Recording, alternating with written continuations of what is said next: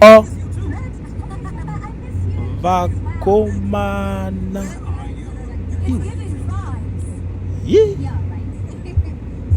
pakaipa imasasa Honai zvenyu yey esa kuri kuendwa muri Zimbabwe ndadzoka zvekare nema-updates kuti ndike ndichikuzivisai zvinhu zviri kuitika. Current situation in Masasa right now, a lot is going on. Zimbabwe amenoti chii chiri kunyatsoitika ende vanhu vari kupanika, atichazive kuti chii chiri kunyatsotora nzvimbo kana kuti chiri kukonzeresa kuti matanks aya ange achinhingirikana. Most of the times tinogara takabvunza kuti ko matanks anenge abuda chinenge chiri chii chinenge chichimboitika kana chinenge chakonzeresa kuti matanks abude, but normally tinowanza kunzwa kuti pakutaura kuti aiwa matanks iwayo inenge iri army routine yekuti vanenge vachimbotesta mota dzavo muroad because vanenge vachifambisa pakati rebei. But to be very honest with you, kune zvakawanda zviri kuitika because even up to nhasi chaiche this morning President Emerson Mnangagwa will meet Zimbabwe ambassadors at State House. Muri kuzviona vari kusangana nemaZimbabwean ambassadors ku State House. I don't know why. I mean, what is it that they want to discuss, but ndo zvinhu zviri kutoitika izveso. Tobva taona manje at the same time marori ekuarmy matanks achikungurutswa muroad, something chekuti chinovhiringidza vanhu vanenge vasingachazive manje kuti toita sei. Why matenga ari muroad? Because vanhu vanodzoka votya. Chinhu chinoita isu toziva normally tikaona vanhu iva vapinda muroad kuti aiwa idzingiro dzehondo idzi apa pamirwa apa panopisa vanhu ava vanopisa vanotyisa. But anyway, without wasting much of your time, regeza timbopeta mupinda munyaya tionesane zvimwe zvinhu zviri kuitika because vanhu vakawanda vari kususpecta kuti it's Tanzania ndo kunenge kuri kuda kuitika zvinhu izvozvo. Tanzania has exploded into its most violent unrest in decades as furious citizens pour into the streets to reject what they call a stolen election. President Samia Suluhu's whereabouts remain unknown amid a nationwide lockdown, internet blackout and mounting deaths, with borders on edge and the army warning police against shooting protesters. The world watches as a nation once praised for its calm descent into chaos, reports the Kenyan Standards. Saka apa madam president vari kurwa pasi, vari kunze varidza mataya, vasi kuzikana kuti vari kupi zveso. Zvinhu zvakangooma, takanzwa kuti maborders akavharwa ikoko, ndo kuri kunyanya kutenderera masoja. Saka tataona kunoku takafunga kuti maybe i-backup plan iri kurongwa here kana kuti kuita sei, because anything can happen. But kuti chinhu chizoenda kunonyararidzwa, Tanzania yakajoina SADC, irimo mutimu reSADC. Vakatojoina vakategedza tivongovawo part of these people of SADC, even though takada kuzo measure by region munongona kuzoti iyi haisi part of the Southern African Nigirigini animazona, but vakapinda varimo mune that Nigirigini inonzi SADC, vakangopinda that organization inenge ichita vanhu vachibatsirana vachita sei. Saka ndozvimwe zvinhu zviri kususpect kuti maybe matanks aya kutenderera kwaari kuita is because vari kuda kuti vaone kuti voita sei kana kuti vobatsirana chirudzi, because zuro ndizuro Zimbabwe yange iri Nigirigini weSADC ende ambassador vari kusangana na President Emerson Mnangagwa nhasi inyaya dzedzo dziri kudiscusswa, zvinhu zviri kuvhiringidza vanhu. Zimbabwe yange iri SADC chair musuno apa, anga ari SADC chairman wacho chaichai akapa mhanya kuMadagascar, akamhanya zvakaomarara, akasiyirwa chigaro chacho cheuSADC chairman, akasiyirwa tsvimbo, akaitwa hand over na President Emerson Mnangagwa, akasiyirwa chinhu chaichia. Handiti muri kuona pari kuitika zvinhu zvese.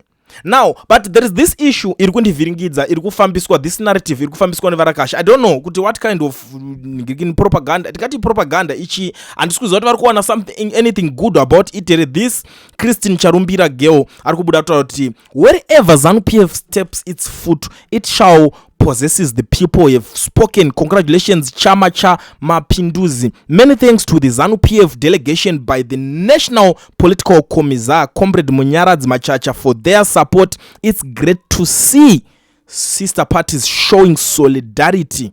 Halala ndio mashoko abuda ari kutaura, atichazive manje izvi zvazvo pane kumwe kugoesa on go, kungogoesa on go. So wega uri kunyatsoziva kuti uripo, uri part of Nigirigini, pari kuitwa zvinhu zvakashata zvekudzvanyirira vanhu zvekumhanyisa.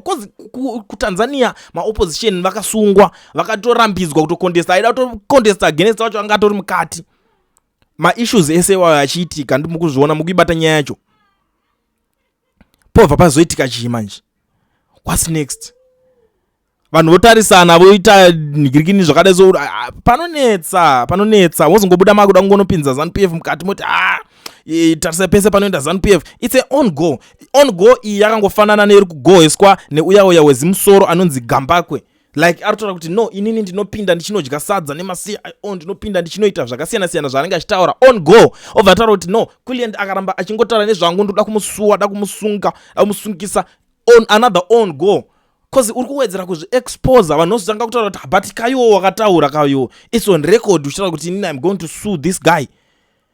So but ndiona ngwatanga munhu watanga musindo. I don't even care about those guys honestly speaking, but it's not the reason why I'm here. But ndingotedza kutaura kuti these people zvavanoita pfungwa dzavo dzinonyimana moto, so anongoreka nakungozvigohesa ega. Nepamwe pekuti varifana kunge vachitodefenda chinhu kuti no zvinhu zvaitika izvi, it's not like chichi vari kutokondema zvinhu zvese izvozvo. Havasi kuita izvozvo, havasi kukondema zvese zvokuti ndo zvinhu zviri kuitika kunhigirikini, which is very bad honestly. Pabva paita imwe nyaya yandiri kubva ndagegedza tibva tangoibata nzira, because I think it's very important. There is this lady, this girl is very funny, has top soup for ED. I don't know guys kuti why kuZimbabwe the only hustle yakubhadhara izve so ihustle yechi, ihustle yebootlicking. Ndo zvatiriko, because imagine a light skinned girl like this one wekuti akapfura kachipfura apa mbinga dzine dzichiridza muridzo tsviyo yellow, but katodzidziswa hustle racho tweka ndo type yetusikana toona tokazara kunhigirikini kwekwe, toona tokazara kuna na Scotland kunochitambwa mabhora.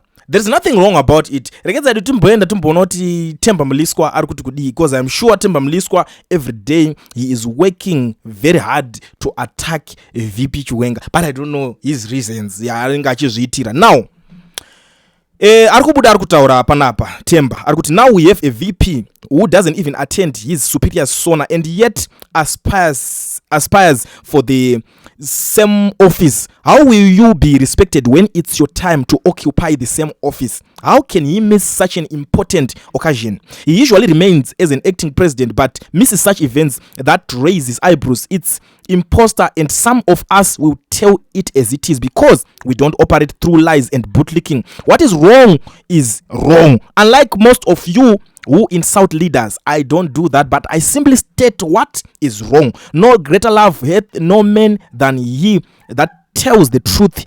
Hear me who bootlick by misleading him into doing what is unbecoming for his position. Dimi Makaipa, some of these issues that I'm raising are for posterity, and that one day people can put two and two together just because excitable individuals have a political wet dream which they wish to foist on everyone else doesn't stop me from the truth.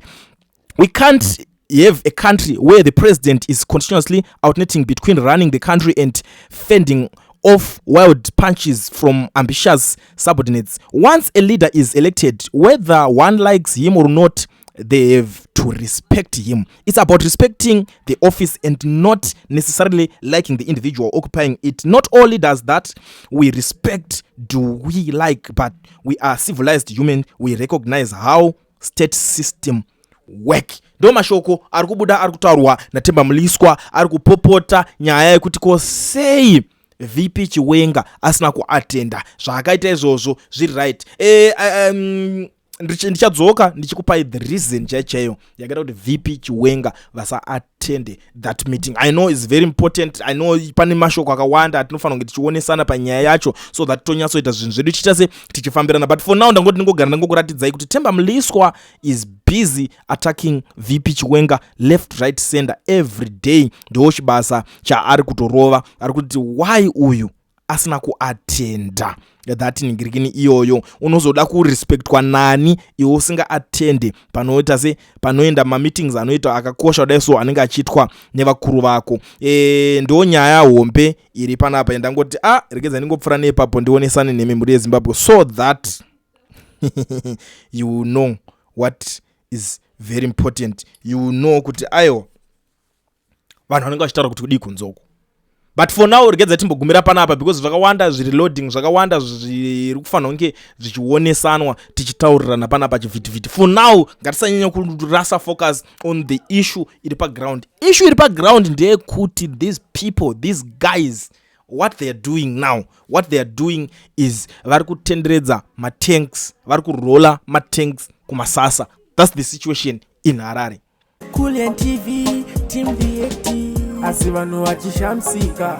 Kulian TV haichatsika. Saka subscribe wozolaika. Nichawana zvisapa nachichazosha. Everybody say Kulian, Kulian, Kulian, yeah.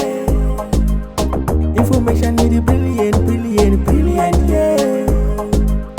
Everybody say